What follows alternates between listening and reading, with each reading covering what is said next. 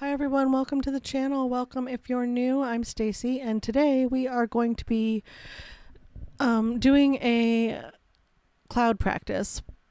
I have selected a bunch of color cube cards and assigned them to a piece of this wonderful Hahnemuhle Velour paper. One of my quests this month was to practice clouds, and here I am just selecting which one I want to start with today. The next several Friday videos are going to be these real-time, short, 20-minute cloud studies on, 20-ish minutes, cloud studies on velour paper. I'm going to go ahead and pick a piece of paper and an assigned cloud study, a card. Pull colors from my stash O pastels. And we're going to just go for it. I love this paper. Extremely addicted to this paper. I wanted extra practice, so I cut up my very first pad of paper. I worked on a couple large pieces of paper and then had a light bulb moment. I was like, well, if you want to get more practice out of this, cut it up into smaller pieces. And here's my pastels. Those are my Sohos. I don't pull those out very often. These are my Mungyo Handmade Pastels and then my Prismacolor NuPastels. Generally, I'm only working with the NuPastels and Mungyos, but I knew I was going to need more colors than I had in those two sets. So I decided to pull out my large set of Soho colors as well. You have them, you might as well use them, right? And here I am picking a color as close to the card as I can get, and I'm thinking, all right, wait. Maybe I should because that light blue is really light. Maybe I should put down some soft white first, and then put the blue on top of that to make it more bright. And that seemed to work out really, really well. I have the Mungyo soft. The Mungyo handmade pastels are very, very soft. They crumble a bit when you use them if you're too forceful. So you really kind of need to be gentle. I decided to just drop that little base coat of white all the way down to the mountain range. Just so that my colors on that darker paper are nice and vibrant. And the Soho pastels are very firm. And you kind of got to really scrub at them to get them going. I have a piece of paper off to the side to scrub my pastels on to get that smooth finish off them and give them a little bit of roughness so that they go down better. And it's a good idea to have a piece of scrap paper off to the side as well to rub off any other colors that you get on a pastel that you don't want on the color you're using. Or have a piece of tissue in your hand without lotion on it. Make sure there's no lotion on your tissues. To just gently wipe off your pastels as you use them if you need to.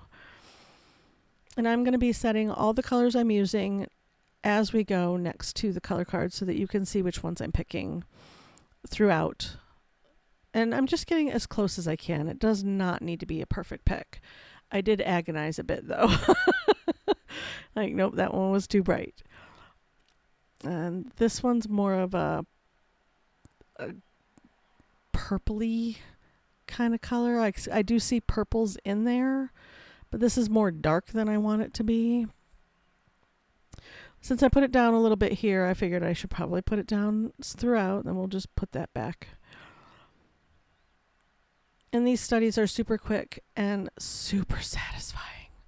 After my Wednesday, I yesterday also filmed this Wednesday's watercolor practice, which is also clouds. So just a heads up, we're going to do several watercolor cloud pieces.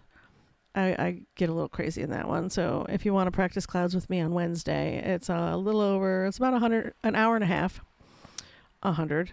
It's about an hour and a half of me painting 5 different cloud studies all at the same time. But back to this piece. I found this dusky kind of purpley color to use as that dusky purpley color, more of a soft tint of eggplant. Oh, the tint of eggplant. I don't have a true turquoise either, so finding a close enough match to turquoise was a bit of a challenge as well. But once again, you can mix your colors, and I tend to forget that. You can layer them and mix them right on the page, which I do later. I'm just at a loss as to which one to grab, and that one's pretty close, and I roll with that one.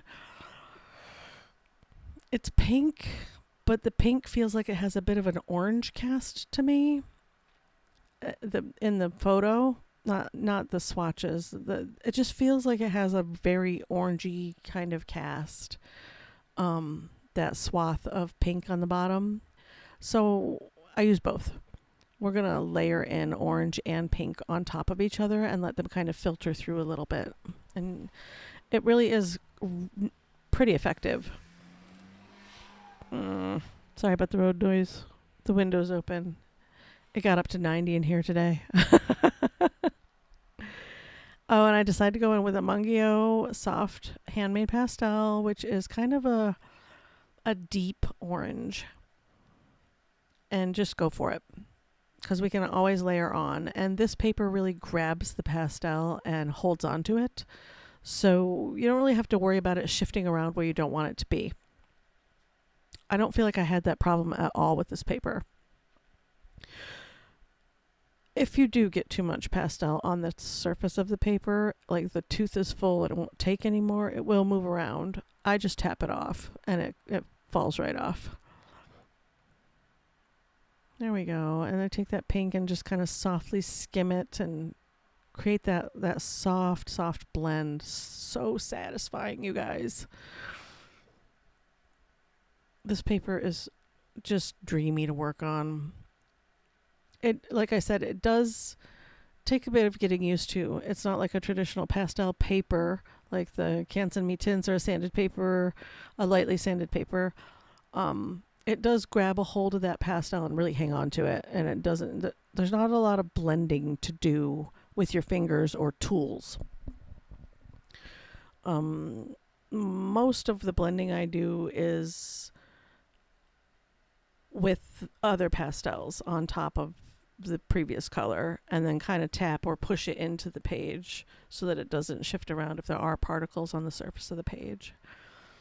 And I know there's not yellow in this, but that light spot on the reference photo to the right of our mountain peak, that little tiny bright spot, really grabbed my attention, distractingly so. So I decided to put a touch of light orange in there, kind of an orange yellow color.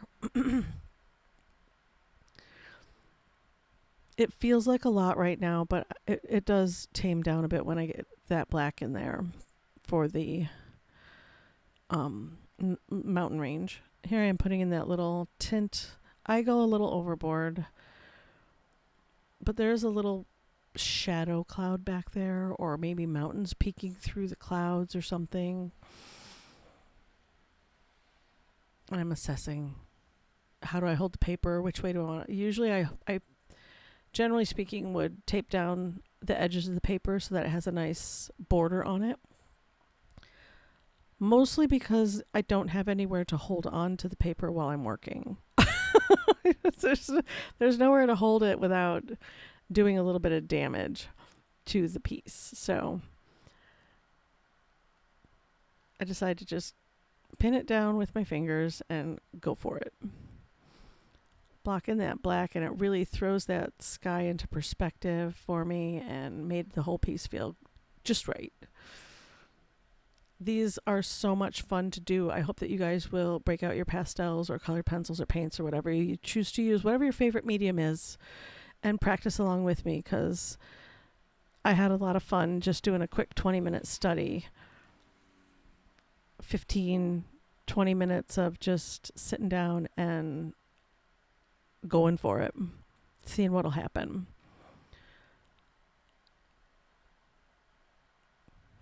And just throwing in some shape for interest. mine ends up looking just a little bit more land in it, a little more beefy than the original, but I like it still. For my photo, in my mind, we were further down on the land. I was getting in a little bit of tree action, a little bit of mark making going on over there. Give it some interest. Give that land some interest. And then I was really feeling like that sky, that middle section of the sky needed more, just needed more color, more pink, and a bit more. I wanted a more, not smooth blend, but for the colors to be more, just a touch more vibrant. Currently hunting around in the box for a more vibrant purple that I'm going to be satisfied with. And then, yeah, decisions. And this is one of my cool grays. It does lean kind of purple, so I decided to use that instead of choosing from the purple selection. I went into the grays and put that down, and then on top of that, I grabbed the more teal leaning Mungyo pastel that I have. It's not teal, but I ripped all the paper off my Pastels, so I don't know what color it exactly is. But I wanted the sky to be a little more vibrant, just a bit.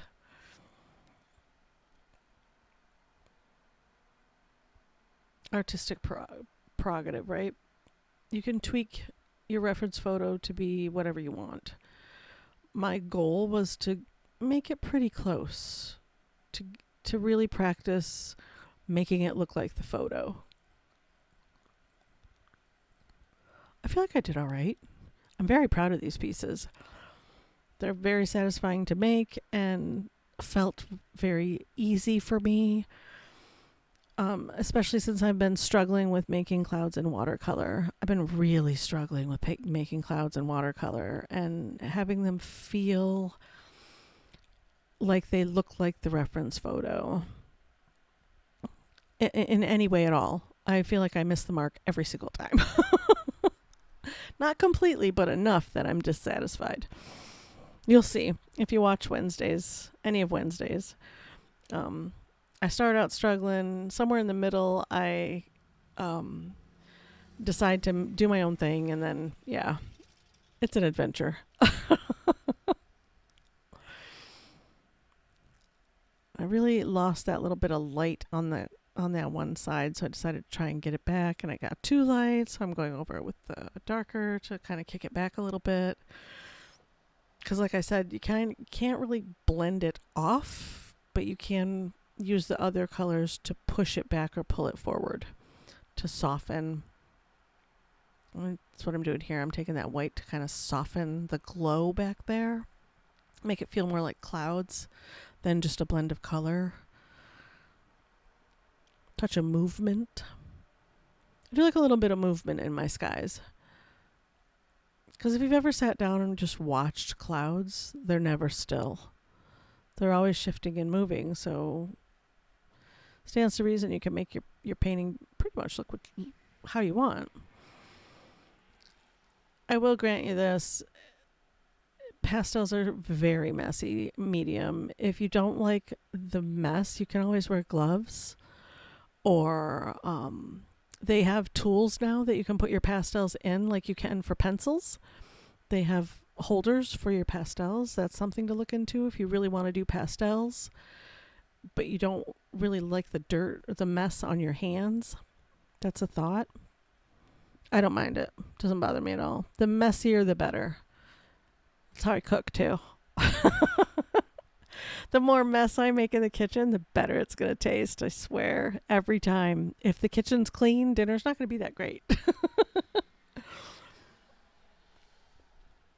And there we go. Pretty close to done with this. Yeah, that one side, it really bugs me. I feel like it just needs something, but I couldn't figure out what, so I eventually just leave it alone. Leave it alone. There comes a point too when you do need to just stop. Just stop. There we go. Let me know what you think in the comments below. If you like these cloud studies, I'm going to be putting them up Monday, Friday till they're done. I have several coming your way. They're going to be Monday, Friday videos for the next several weeks. Wednesday's always going to be Watercolor Wednesday, just so you know. Whether it's ink and watercolor or just watercolor. Yeah, Wednesday's always Watercolor Wednesday. A little blush more of pink. Just a bit. And there we are. Yeah, let me know what you think in the comments below, you guys. Thank you so much for being here and watching, and I'll see you in the next one. I don't think I do any close-ups on this. I meant to, but I forgot. I'm trying to figure out what I should do with the pastels. Should I line them up? Should I not? What's happening? Last minute OCD moment. There you go. See you in the next one, guys. Bye.